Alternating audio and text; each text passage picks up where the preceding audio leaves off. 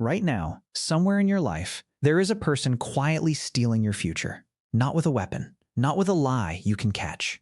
They are doing it with something far more dangerous, their presence. And the terrifying part is, you probably see them every single day. You already know the saying. You become the average of the 5 people you spend the most time with. Most people hear that and nod politely, and then go right back to hanging out with the same people who drain them, distract them, and quietly convince them that mediocrity is normal. But here's what nobody tells you. You are not supposed to fight these people. You are not supposed to fix them, save them, or prove them wrong. Think about driving a car down a busy road. When you see a pothole, you do not slam your brakes and argue with the pothole. You steer around it. That is exactly what you need to learn to do with certain people in your life. So let's talk about who these people actually are. Not in some vague, feel-good way, but specifically so you can recognize them the moment they show up. The first type is the lazy one. Not lazy in the sense that they never move, but lazy in ambition.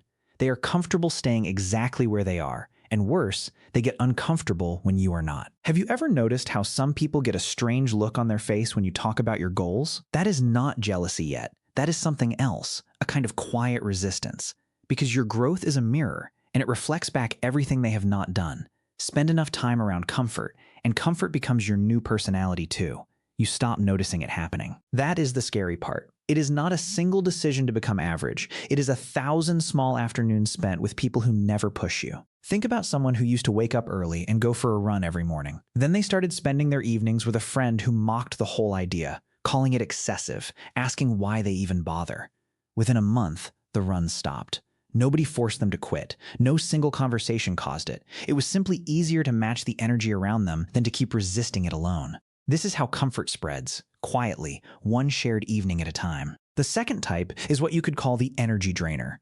These are people who cannot produce results of their own, so instead, they attach themselves to yours. They show up right when you are winning, suddenly very interested in your life, very supportive in public, but somehow every conversation with them leaves you feeling tired instead of inspired. They take your time, your attention, sometimes your money, and they give almost nothing back except a strange sense of obligation. You feel guilty for pulling away, even though pulling away is exactly what you need to do. Picture someone who calls only when their car breaks down, or when they need to borrow money, or when they simply need someone to listen to another crisis. In between those moments, silence. No check-ins, no interest in how you are doing, no curiosity about your life at all. That imbalance is the clearest signal there is. Healthy relationships flow in both directions, and the moment you notice one is only ever taking. That is not a friendship anymore. That is a withdrawal account with no deposits. Then there is the manipulator. And this one is trickier because manipulators are excellent actors. They call you their best friend. They remember your birthday. They say all the right things. But watch their actions closely over time, and you will notice a pattern. Every interaction somehow benefits them. They are not building a relationship with you. They are managing an asset. The moment you stop being useful to them, watch how fast the warmth disappears. Real friendship does not calculate what it is getting in return. Psychologists sometimes describe this as transactional bonding, where every act of kindness quietly comes with an invoice attached, even if it is never spoken out loud. You will notice it in small moments, a favor mentioned 3 separate times, a gift brought up in every argument afterward, warmth that seems to switch on and off depending on what they need from you that day. The healthiest thing you can do is stop expecting consistency from someone whose kindness was never unconditional to begin with. Fourth, and this one stings a little, are the people who quietly resent your success. Not your enemies, sometimes your closest friends. You get good news, and instead of pure excitement, you catch a flicker of something else in their eyes. A pause that lasts half a second too long.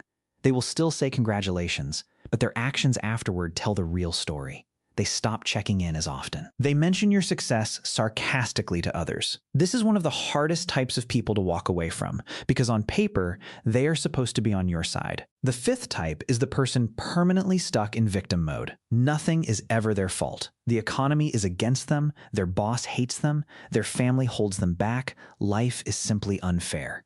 And here is the trap. Victim energy is contagious. Spend enough time listening to someone explain why they cannot change their life, and you will start believing the same excuses apply to you. Compassion is important. Everyone struggles, but there is a difference between someone going through a hard season and someone who has built an entire identity around being powerless. You can usually spot the difference in one simple way. Ask them what they are going to do about it. Someone going through a hard season will eventually talk about a plan, even a small one. Someone stuck in permanent victim mode will only give you another reason why nothing they try will work. Not because they are bad people. Often they genuinely believe it, but belief has a way of becoming self-fulfilling. If you tell yourself for 10 years that you never get lucky, you stop noticing the moments when you actually do. Sixth are the narcissists, people who make every single conversation somehow circle back to themselves. You could be sharing the worst day of your life, and within 2 sentences, they are talking about their own worst day. At first, this feels like a personality quirk. Over time, it becomes exhausting because a relationship needs 2 people showing up, not one person performing and one person applauding. And the 7th type, maybe the most dangerous of all, the dream killer. This is the person who hears your biggest idea and immediately lists every reason it will fail. Sometimes they disguise it as being realistic. Sometimes they disguise it as caring about you, not wanting you to get hurt. But listen closely to how it makes you feel afterward. Real support challenges your plan to make it stronger. Dream killers challenge your plan to make it disappear. Imagine telling someone you want to start a small business, and instead of asking how they can help, the first thing out of their mouth is a list of everyone they know who tried something similar and failed. That is not protection. That is projection. Most dream killers are not trying to hurt you on purpose. They are simply terrified of change, and your ambition reminds them of the risk they were never brave enough to take themselves. The tragedy is that a single conversation with the wrong person at the wrong moment has talked more people out of their potential than almost any actual failure ever has. Here is the uncomfortable truth psychologists have understood for decades. We do not just get influenced by the people around us. We start unconsciously mimicking them. Their habits become familiar. Their excuses start sounding reasonable. Their limits start to feel like your limits. This is not weakness.